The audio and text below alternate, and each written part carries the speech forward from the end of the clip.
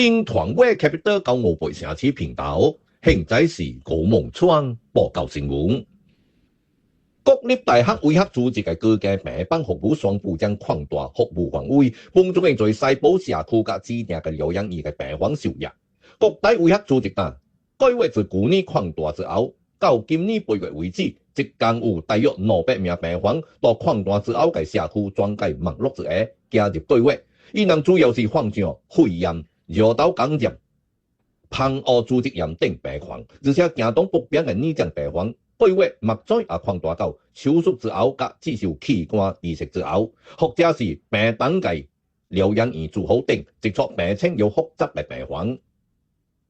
從這個月15號起，本地主要嘅銀行將對小微交易實施新嘅換窗措施，以增加政績報計，保障客戶免受詐騙嘅風險。到新嘅措施之下，銀行將好嘅存款到5萬元或者是以上嘅銀行，也是到24小時內轉出跳過一半嘅錢，銀行可能將慢或者是繼續所有嘅交易。新嘅措施適用於車店銀行、華僑銀行、大華銀行、匯基銀行、匯豐銀行、美萊亞銀行及渣打銀行嘅支票及儲蓄嘅賬號，包括兩名嘅戶頭。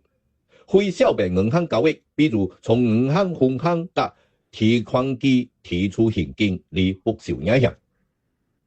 地鐵東西線丹那美拉站及士梅站將到11月29號到12月8號暫停服務10日，以增加第二階段開到2節嘅工程。同時2節丹那美拉地鐵站嘅新嘅月台都計大約18萬名乘客將受影響。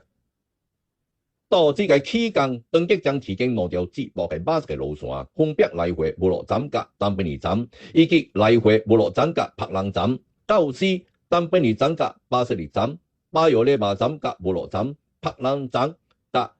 樟宜機場站之間嘅列車服務，發車率也將減價。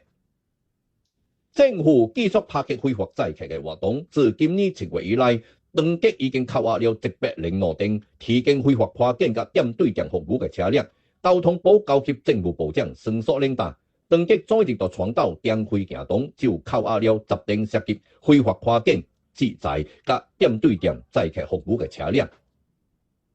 海軍到宜豐隔了2年之後，再次倒登宜豐城，這是海軍隊高次舉行海軍到宜豐嘅展覽。1連4日嘅活動將結合海上互動展覽及海上參觀項目，向公眾展示海軍島保護新加坡海上生命線方面嘅重要角色。新聞報告完了。